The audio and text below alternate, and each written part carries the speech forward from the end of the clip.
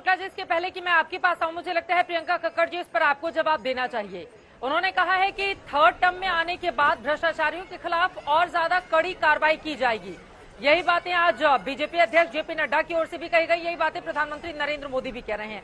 प्रियंका कक्कड़ जी, इसी से जुड़ा हुआ अगला सवाल भी मेरा है। देखिए, एक तरफ अरविंद केजरीवाल हैं, यकीनन वो आपके सबसे बड़े नेता हैं, जिसको लेकर आम आदमी पार्टी अलग रूप में आगे बढ़ रही है। लेकिन जब लालू प्रसाद यादव को अपनी कुर्सी गंवानी पड़ी थी और राबड़ी देवी को मुख्यमंत्री बनाया गया था, उस समय तो भारतीय जनता पार्टी की ओर से कार्रवाई नहीं की गई थी। चाहे जयललिता हो, इस तरह से नेताओं की, मुख्यमंत्रियों की लंबी फहरिस्त है जिनको वक्त वक्त पर भ्रष्टाचार के गंभीर आरोपों की वजह से अपनी कुर्सी तक गंवानी पड़ गई थी। हालांकि केजरीवाल अभी भी कुर्सी पर बैठे हुए हैं, तो फिर बीजेपी को ही दोष क्यों देना? समय समय पर जांच एजेंसियां अपने हिसाब से कार्रवाई करती हैं। अदालत की प्रक्रिया चूंकि काफी लंबी होती है, हम जानते हैं इस देश में अदालती कार्रवाई कैसे चलती है, वो थोड़ा स्लो चलती है, धीरे धीरे करके। उसके बाद लालू यादव के मामले में हमने देखा कितने लंबे समय के बाद फैसला आया था। तो सर, बीजेपी को ही कटघरे में खड़ा करने की कोशिश की। प्रियंका कक्कड़ जी, दोनों ही बातों पर जवाब आपका, गृह मंत्री के सवालों पर भी और जो मैंने सवाल पूछा है उस पर भी। चित्रा जी, आपने जो सवाल पूछा, इससे पहले जो स्काइप से जुड़े हुए हैं उन्होंने भी एक बहुत सवाल पूछा था, तो मैं उनको बता दूं, पहले और अब में फर्क ये है कि 2018 में भाजपा ने पीएमएलए में ऐसे संशोधन कर दिए कि आज बिना सबूत के, बिना ट्रायल के, बिना कंप्लेंट के, सिर्फ बयानबाजी के आधार पर जिन बयानों से कोई रिकवरी ना हुई हो, आप किसी को भी अनंत काल में जेल तक रख सकते हैं। प्रॉब्लम ये है कि ये बयान किसके थे? बयान थे ऐसे लोगों के जो भाजपा की टिकट से आज कंटेस्ट कर रहे हैं। बयान थे उन लोगों के जिन्होंने भाजपा को 60 करोड़ की रिश्वत पहुंचाई। तो कटघरे में भाजपा को खड़ा होना ही पड़ेगा। कैसे इतनी बड़ी बड़ी बातें कर लेते हैं अमित शाह जी और प्रधानमंत्री मोदी जी? कभी तो उनको सोचना चाहिए। जब वो छगन भुजबल अपनी पार्टी में ले लेते हैं 11 दिसंबर, अभी वो स्काइप वाले व्यक्ति पूछ रहे थे कि एक केस बता दो, छगन भुजबल का 11 दिसंबर 2023 को केस फाइलें खो गई, ईडी ने कोर्ट में ऐसा कहा।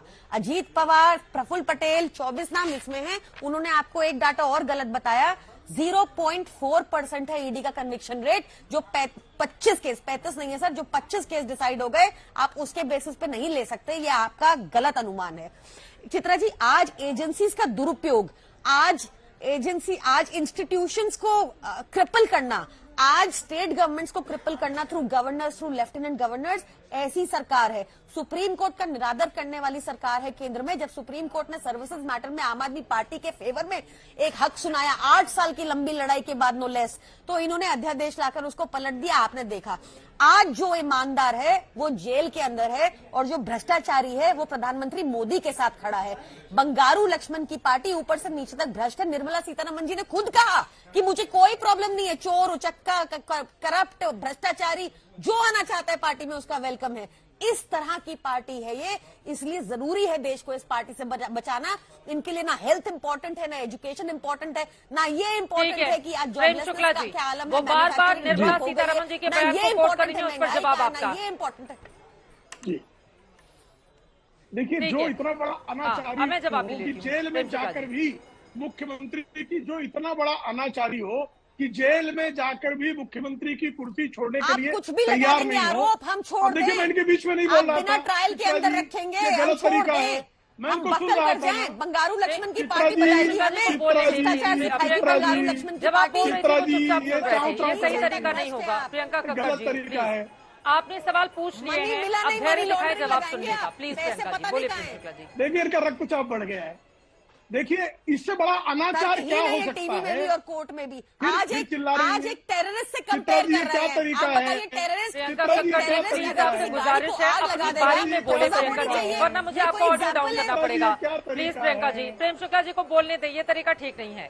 प्रियंका कक्कड़ जी, आप बड़ी नेता हैं, प्लीज थोड़ा सा धैर्य दिखाएं, उनको बोलने दीजिए। बोलिए प्रेम शुक्ला जी।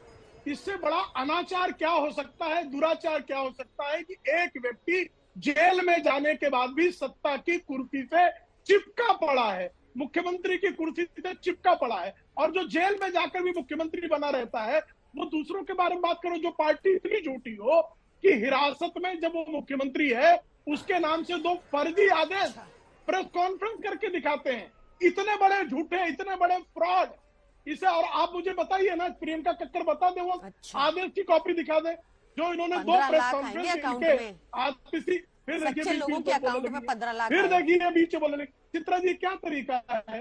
झूठों की बात कर रहे थे ना, तो मुझे याद आ गया। चित्रा जी क्या तरीका है? प्रियंका जी प्लीज, प्रियंका जी प्लीज, आप उनको सुन लीजिए, उसके बाद जवाब दीजिएगा। प्रियंका जी प्लीज, ये तरीका ठीक नहीं है, प्लीज आप उनको सुन लीजिए फिर बोलिएगा। तो फ्रॉड इनके मंत्रियों ने श्री अरविंद केजरीवाल के नाम पर 2 फ्रॉड आदेश इन्होंने दिखाए कि ये जो है मुख्यमंत्री ने आदेश दिए, जबकि प्रवर्तन निदेशालय के अधिकारी कह रहे हैं कि हमारी कस्टडी से कोई आदेश जारी नहीं हुए। तो इतने बड़े झूठे और लंपट नहीं है। दूसरी तरफ आज ही आप दिखा रहे हैं कि तिहाड़ जेल के अधिकारी ये बता रहे हैं कि श्रीमान अरविंद केजरीवाल का ब्लड शुगर लेवल क्या है, उनका वजन क्या है। दूसरी तरफ इनके लोग जो है प्रेस कॉन्फ्रेंस लेकर कह रहे हैं कि किस तरह से मुख्यमंत्री का वजन घट गया और ब्लड शुगर लेवल नीचे आ गया। तो झूठ बोलना और बारंबार झूठ बोलना और झूठ बोलते रहना, इसके अलावा ये कुछ नहीं करते। इन्होंने छगन भुजबल के केस का उदाहरण दिया। इनकी जानकारी के लिए बता दें, आज ही के इंडियन एक्सप्रेस को आप खोलकर पढ़ लीजिए, उसमें ही लिखा गया है कि श्रीमान छगन भुजबल का मामला क्लोज, उनको डिस्चार्ज कोर्ट ने 2021 में दिया। तब वो जो है उद्धव ठाकरे की सरकार में मंत्री थे। तो उद्धव ठाकरे की सरकार में मंत्री रहते हुए जिन छगन भुजबल को कोर्ट ने डिस्चार्ज दिया हो, उनका कौन सा मामला वापस लिया, उस मामले को भी कृपा करके बताइए मुझे। इंडियन एक्सप्रेस को आज पढ़कर चित्रा जी जरा अपने ऑफिस से कहिए, दिखा दे कि वो दिसंबर 2021 में जब उनको कोर्ट डिस्चार्ज देता है, तब आम आदमी पार्टी के यही प्रवक्ता उनके कंधे से कंधा मिलाकर बैठते हैं भाई। तब तो जो है समाजवादी पार्टी जो है वो महाराष्ट्र में इनका विधायक जो है छगन भुजबल जिस सरकार में शामिल होते हैं उस सरकार में शामिल रहता है। और ये पूछ रहे थे कि भारतीय जनता पार्टी के नेता, एनडीए के नेताओं के बारे में मैं पूछ रहा हूँ। बकरी चोर आजम खान जो है कन्विक्ट है, सजा याफ्ता है, उस सजा याफ्ता बकरी चोर आजम खान के को पार्टी में क्यों रखा है आपने? गायत्री प्रजापति बलात्कार के मामले में कन्विक्टेड है, वो गायत्री प्रजापति आपका पोस्टर बॉय है। भ्रष्टाचार के मामले में श्रीमान जो है अखिलेश यादव के खिलाफ क्लोजर रिपोर्ट में भी फ्रॉड करने का मुकदमा दिल्ली की राउस एवेन्यू कोर्ट में दायर है।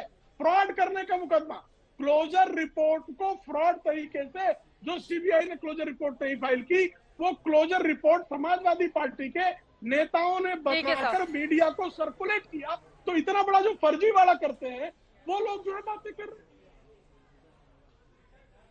हैं। ठीक है, मैं अनुराग भदौरे से इसका जवाब लूंगी, लेकिन इस वक्त एक बड़ी खबर आ रही है, सीधे उसका हमें रुख करना होगा। आपको बता दें, जैसे जैसे चुनावी तारीखें नजदीक आ रही हैं, ऐसा लग रहा है कि विपक्ष का जो कुनबा इकट्ठा हुआ था वो ताश के पत्तों की तरह एक एक करके ढहता हुआ चला जा रहा है। इन सब के बीच आज की बड़ी खबर इस वक्त ये है, संजय निरुपम कांग्रेस पार्टी के नेता प्रवक्ता, उनकी ओर से कांग्रेस पार्टी को अल्टीमेटम दिया गया है। संजय निरुपम ने बड़ा बयान दिया है, उन्होंने कांग्रेस को अल्टीमेटम दिया है कि 1 हफ्ते का टाइम पूरा हो गया है और अब मैं कल फैसला लूंगा। संजय निरुपम की ओर से ये बातें कही गई हैं। कांग्रेस मेरे लिए ऊर्जा और अपनी स्टेशनरी खर्च ना करे, कांग्रेस अपनी ऊर्जा पार्टी को बचाने में रखे। मुंबई सीट चुनने से नाराज, संजय निरुपम की ओर से यह बयान सामने आया है। संजय निरुपम जिस सीट से लड़ना चाहते थे, शिवसेना उद्धव गुट के उम्मीदवार को वो सीट मिल गई है। कांग्रेस पार्टी की ओर से इस पर रिएक्ट नहीं किया गया, जिसको लेकर 1 हफ्ते पहले भी संजय निरुपम का रौद्र रूप हमने देखा था। और अब उनकी ओर से संजय निरुपम ने ये बात कही है। क्या हम बयान सुना सकते हैं? ये देखिए, संजय निरुपम की ओर से बाकायदा ट्वीट किया गया है। ट्वीट करके उन्होंने लिखा है, कांग्रेस अपनी ऊर्जा पार्टी बचाने के लिए रखे, मुंबई सीट छीनने से नाराज हैं संजय निरुपम, कल कोई बड़ा फैसला ले सकते हैं। अब बड़ा फैसला क्या लेंगे, ये बड़ा सवाल बना हुआ है, क्योंकि हाल के दिनों में कांग्रेस पार्टी छोड़ने वाले लोगों की लंबी तादाद, लंबी फहरिस्त इस वक्त दिखाई दे रही है। मुंबई कांग्रेस के कई बड़े बड़े नेताओं की ओर से, चाहे वो मिलिंद देवड़ा हो, अशोक चव्हाण हो, इन तमाम नेताओं की ओर से कांग्रेस पार्टी छोड़ दिया गया। और वहीं दूसरी तरफ आपको बताते चले, बॉक्सर विजेंदर, जिनको मथुरा से चुनाव लड़ने की खबरें सामने आ रही थी कि कांग्रेस पार्टी उनको टिकट दे सकती है, आज भारतीय जनता पार्टी का दामन उनकी ओर से थाम लिया गया। कांग्रेस पार्टी के नेता और उन्होंने प्रधानमंत्री नरेंद्र मोदी की तारीफों में जमकर कसीदे पढ़े हैं। अब अनुराग भदौरिया जी, बीजेपी को दोष देते रहिए, जब आप खुद अपना किला ही ढहाने के लिए तैयार बैठे। संजय निरुपम बार बार आकर टीवी पर कांग्रेस पार्टी को डिफेंड करते रहे, कांग्रेस का मजबूती से पक्ष रखते रहे। एक सीट चाहते थे, वो सीट आपने दूसरे को दे दी, उनको मनाया तक नहीं। मतलब एक होता है अपने नेताओं को मनाने के लिए कम से कम कदम तो आगे बढ़ाएं। जाए, आप देखिए, उन्होंने अल्टीमेटम दे दिया है कि कांग्रेस अपनी ऊर्जा नेताओं को बचाने में रखे और कल मैं बड़ा फैसला ले लूंगा। तो फिर इसमें बीजेपी कैसे दोषी हो गई? अनुराग भदौरे जी, अगर आप लोगों के इंडिया गठबंधन के नेता आपकी पार्टी छोड़ के बीजेपी या किसी दूसरी पार्टी को ज्वाइन कर रहे हैं तो ये सवाल तो भारतीय जनता पार्टी से पूछा जाना चाहिए। तो राहुल कसाना उनके क्यों छोड़ के चले गए बीजेपी? उनके मिस्टर चौधरी क्यों छोड़ के चले गए? भूपेंद्र चौधरी के क्या नाम है उनका, जो हरियाणा के सिटिंग एमपी थे, ये भी तो छोड़ के गए हैं ना। इन्होंने कांग्रेस का दामन थामा है।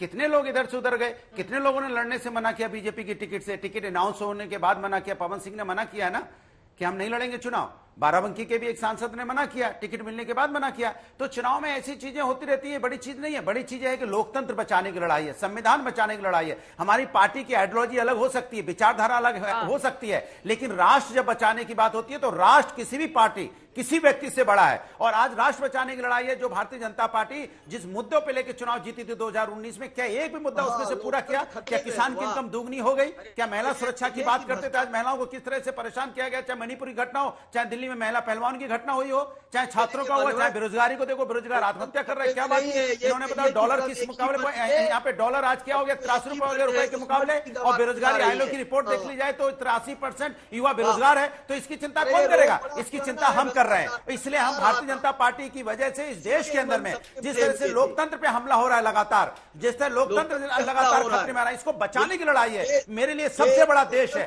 देश से बड़ा कोई नहीं है। इसलिए हम देश बचाने के लिए एक साथ आए हैं, एक मंच पे आए हैं। हमारा आपने कहा ना कि आप सवाल पूछेंगे कि पहले आपके साथ आप समाजवादी पार्टी के अच्छे नेता हैं, वो वोकल भी हैं, पूरे जोश और जुनून के साथ आप पार्टी का पक्ष भी रखते हैं। अनुराग भदौरे जी, लगातार आप मुद्दे भी उठाते हैं, आपका अपना एक अंदाज है, हरे रंग के कुर्ते में पहनकर आप अपनी पार्टी का बहुत अच्छा पक्ष रखते हैं। अनुराग भदौरे जी, लेकिन मेरा ये सवाल है, आप कह रहे हैं 2019 में कोई भी वादा जो किया था बीजेपी ने वो पूरा नहीं किया। सर 2022 में हुए हैं यूपी के इलेक्शन, उसमें बीजेपी फिर से विधानसभा में ही सही वापस आ गई। दूसरी तरफ अगर अभी हाल के हम ले 3 राज्यों के नतीजे, चाहे राजस्थान हो, छत्तीसगढ़ हो या फिर मध्य प्रदेश हो, तीनों राज्यों में कितना क्लीन स्वीप, तो जनता ही वोट कर रही है ना। अब मंगल ग्रह से तो कोई आ नहीं रहा है यहाँ पर वोट करने के लिए। आप जो ये मुद्दे कि राष्ट्र को बचाने का ये चुनाव लड़ा जा रहा है, राष्ट्र को बचाने वाले चुनाव के ठीक पहले जिस तरह के ये चुनाव होते हैं राज्यों के, उसमें भी बीजेपी को क्लीन स्वीप बड़े मैंडेट के साथ क्यों मिल रहा है? जिसमें अगर मध्य प्रदेश की बात करें, सालों से वहां पे सरकार थी, उसके बावजूद 2/3 बहुमत लेकर आती है। तो जनता आपके मुद्दों पर भरोसा क्यों नहीं कर रही है? अब ये मेरा सवाल है आपसे अनुराग भदौरे जी। एक तरफा ट्रेन चला रही है आप भी, कमाल है। मैंने कहा 2019 में आपने देखा होगा कि तीनों स्टेट की बात कर रहे थे, ये तीनों स्टेट कौन जीता था? आपसे सवाल क्या पूछ लो थोड़े तीखे, आपका तो एंकर पर ही वार शुरू हो जाता है। अनुराग भदौरे जी, न जाने कब आपको समझ में आएगा कि एंकर को ऑन एयर बैठकर पब्लिक के सामने सवाल नहीं बताते हैं। ठीक है प्लीज, ये गलत तरीका है, आप अपनी बात पूरी कीजिए, ये गलत तरीका है। अच्छा मुझे बोलने दीजिए। मैंने कहा 2019 अरे आप देखिए, कोई भी, चाहे आप हो, प्रियंका कक्कड़ हो, प्रेम शुक्ला हो या विशाल मिश्रा हो, अगर व्यक्तिगत टिप्पणी कोई एंकर पर करेगा तो सर फिर मैं जवाब दूंगी ना। तो इसीलिए आप एंकर पर टिप्पणी मत कीजिए। सवाल पूछना मेरा काम है, जवाब देना आपका काम है। बोलिए। अरे सुन लीजिए, मैंने कहा 3 राज्यों में जिनकी बात कर रहे 2019 में, इसमें कांग्रेस जीती थी। बाद में जब 2019 में चुनाव हुए, 2018 के चुनाव में जीती थी कांग्रेस, और जब 2019 में लोकसभा के चुनाव हुए तो उसमें भारतीय जनता पार्टी जीती। आज ठीक उल्टा होगा, आज भारतीय जनता पार्टी इस चुनाव में जीती है, और जब चुनाव होगा तो जब लोकसभा का चुनाव होगा 2024 में भारतीय जनता पार्टी हार जाएगी। और 2022 में उत्तर प्रदेश के अंदर में समाजवादी को 36% वोट मिला था। ठीक है, सरकार कुछ वजह से बनी नहीं बनी, कोई एमएलए 500 वोट से जीत जाता है, कोई 1000 से, कोई 800। ठीक है, कई बार समीकरण में ऐसा हो जाता है कि आपको सीटें ज्यादा मिल गई, ठीक है आप जीत गए। इसका मतलब ये नहीं हुआ कि आपने जनता ने आपको चुनाव जिता दिया और जनता के वोट से आप चुनाव जीत गए तो इसके मतलब आप अच्छा काम करेंगे। क्या अच्छा काम किया जरा बता दीजिए। क्या देश के अंदर में बेरोजगारी खत्म हो गई? क्या महंगाई खत्म हो गई? क्या महिलाओं पर अत्याचार खत्म हो गया? क्या यहाँ किसान एकदम खुशहाल हो गया? क्या छात्र पे लाठी यहाँ खुशहाल है? क्या छात्र में यहाँ पेपर लीक नहीं हो रहा है? क्या छात्रों पे लाठी नहीं बरसाई जा रही है? क्या बेरोजगार आत्महत्या नहीं कर रहा है? क्या महिलाओं पे रोड पर नहीं घसीटा गया? क्या मणिपुर में महिलाओं पे अत्याचार नहीं हुआ? बेल ऑर्डर अभी तक तिहाड़ जेल नहीं पहुंचा है, बड़ी जानकारी आ रही है इस पर। प्रियंका कक्कड़ जी की एक जल्दी से छोटी सी टिप्पणी। प्रियंका जी, वक्त हमारे पास कम है, एक छोटी सी टिप्पणी। बेल ऑर्डर अब तक नहीं पहुंचा है तिहाड़ जेल संजय सिंह के लिए। आई होप कि आज उनकी रिहाई हो जाए, बट देखिए आज कितना दुर्भाग्यपूर्ण है कि एक लोकप्रिय मुख्यमंत्री जिन्होंने दिल्ली के लिए इतना किया, पंजाब में भी सेम मॉडल फॉलो हो रहा है, उसको भाजपाई कोर्ट में आतंकवादी बता रहे हैं और आतंकवादियों को अपनी पार्टी में लेकर शरण दे रहे हैं। ये बेहद खतरनाक पॉलिटिकल पार्टी है मुझे उत्तर भाजपा, देने का अवसर देश मिलेगा, को विश्वास इससे है। बचाना है इस बार।